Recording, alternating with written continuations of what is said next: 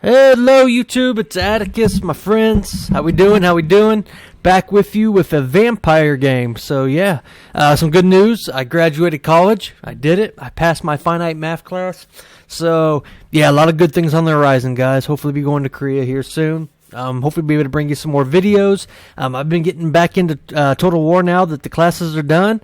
And yeah, this is against a very high-skilled opponent. I think he's ranked pretty high on the ladder since they've done the reset. And yeah, it's undead versus undead. So I'm going to show this game to you guys, and yeah, we'll get right to it. So let's go ahead and start with the build. So leading my army, I do have the Red Duke, one of the most competitive lords for the vampire accounts. Of course, what makes him powerful is going to be his El Sif ability right here that will neuter your opponent, pretty much make them easy for you to goon. So you cast that on an opponent, you land down, and you hit them with your 560 weapon strength. It's going to take their speed, physical resistance, and lower their melee defense by 40. So yeah, it turns the Red Duke into a pretty big combatant. For my spells, we're going pretty conventional, pretty standard. Healing, skeleton summons, and we got Dense Macabre. So that's just going to buff up my Blood Knights or Terror Guys or things like that. So that's my main leadership. You can see I also do have a White King. I've been really liking these guys. You put them on foot, they're 500 gold, and they give you a little bit more muscle. They have some pretty good weapon strength of 410. Anti-infantry bonus, and they're going to give you some leadership bonus. So yeah, these guys are pretty powerful. For 500 gold, you really can't go wrong with them. And you can see I have 2 of them, so they're really just going to be buffing up my front line. Speaking of front line, guys, for my infantry contingent, we're going Grave Guard with great weapons. We have, I believe, 3 of them in total, and we're going to have some zombies just to pretty much absorb any charges in the front. And you can see we're going to be trying some Black Knights. So yeah, these guys recently got the anti-infantry bonus, so it makes them a little bit more powerful dealing with ground units. So yeah, we're going to try them. I have 2 of them on each flank. Also, we have a unit of Blood Knights. These guys, of course, are going to be in the back, dealing with any constructs. They're the most valuable unit I have, so I put them way in the back so they won't get hit by artillery pieces and Ushopti and things like that. And last but not least, we have a Terror Guy. It's pretty much a staple of this matchup. You have to have some way to deal with this bad boy right here, the Sphinx of Yusef. Is that how you say it? So yeah, that's my build, guys. A little mixture of everything. We have a good infantry core. We have some cav options. We have a very powerful lord, and we're going to see how it goes.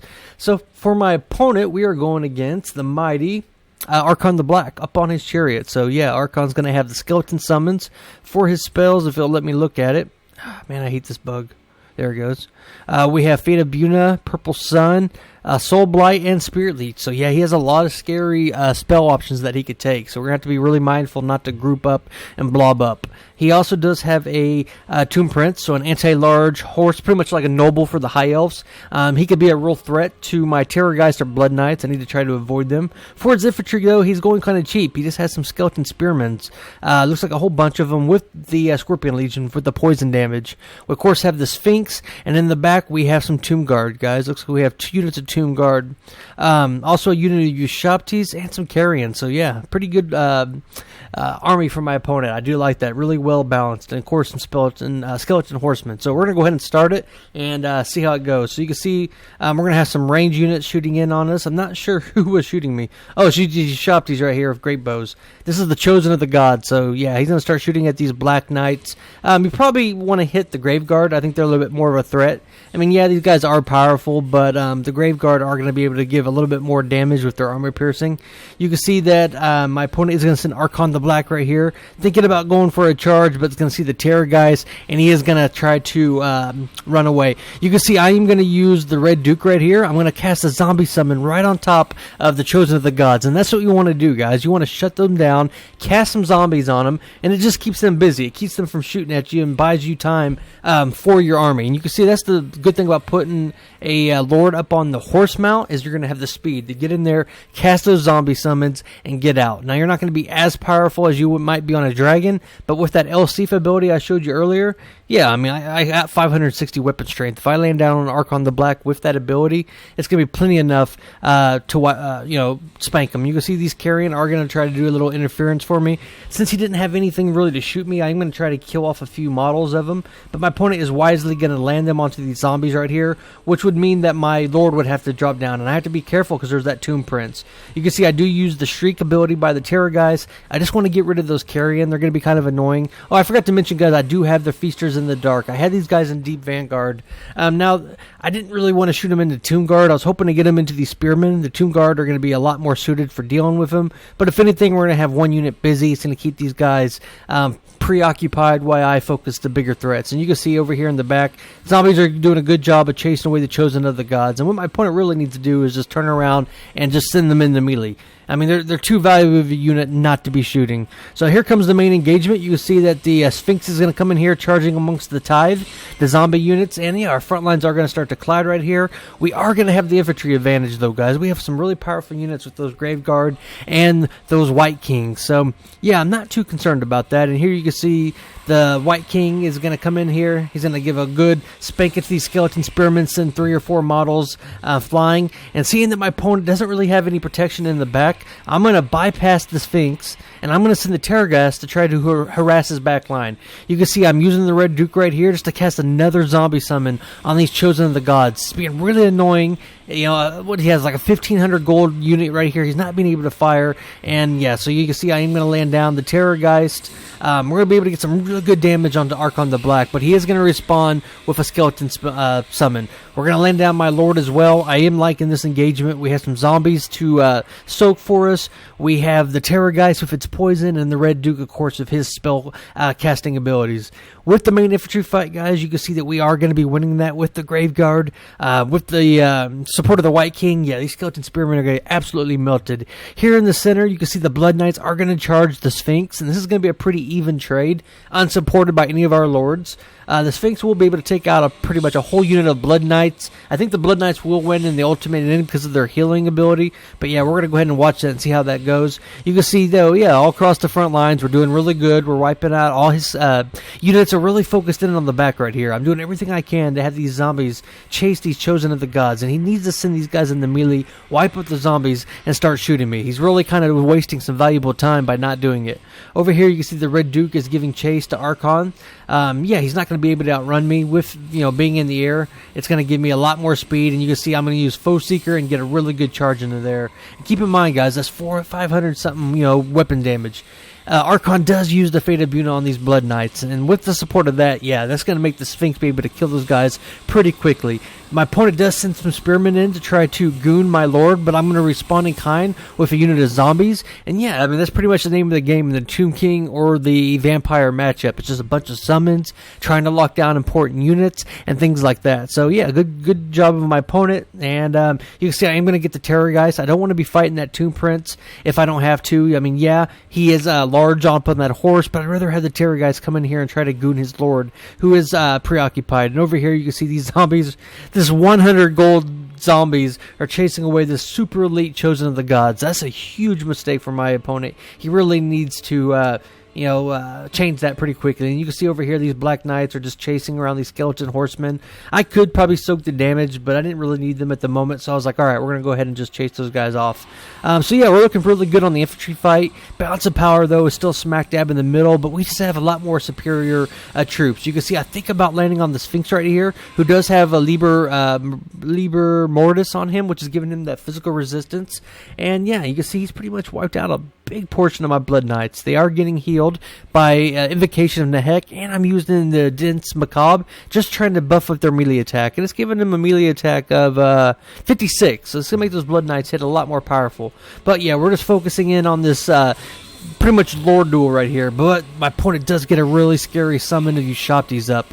And these shoppies are going to give my opponent a little bit more muscle. It's going to lock my Lord down, but fortunately for me, I do have a unit of Grave Guard at relatively pretty good health, full health, and the White King who are going to come and try to support.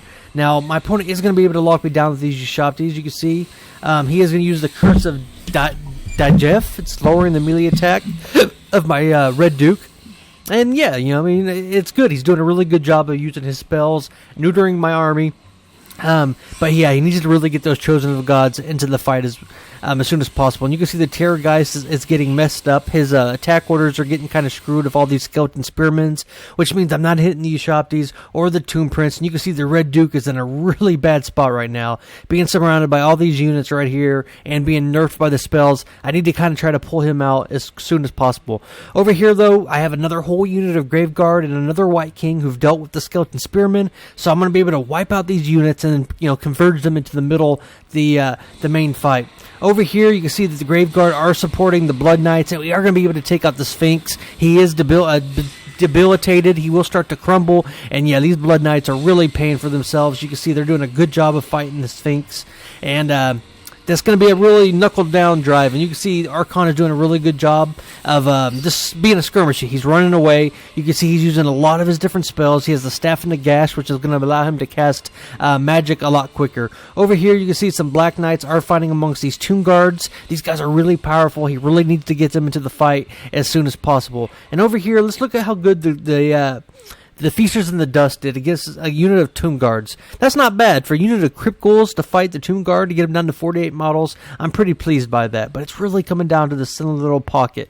My opponent finally does get his Chosen of the Gods operational. They're going to be able to start firing, and it looks like he is going to start focusing down the Terrorgeist, which is going to force me to have to send the Terrorgeist after them. I can't take that damage. I need the Terrorgeist. So yeah, we're going to start charging, and yeah, you can see we're going to be able to land on him pretty quickly. Red Duke is at half health. I'm going to get another land right onto Archon. I'm going to use El Sif, which is going to lower his melee defense. You can see it lowers it down to 0. So pretty much every hit that I do with that 560 weapon strength is going to be smacking Archon into the next day, and that gives me a huge balance of power lead. Over here, you can see the Terrorgeist is going to land onto the Chosen of the Gods. My opponent's been using these carrying the whole game to pretty much, land interference, try to block up troops, but now, yeah, the Terrorgeist is into the sweet spot, and that's exactly where I want to be. You can see Graveguard are fighting these Tomb Guards, perfect where I want to be. And over here, you can see the White King is going to fight this Tomb Prince, who is using another ability. He's using Liber Mortis to try to stay alive.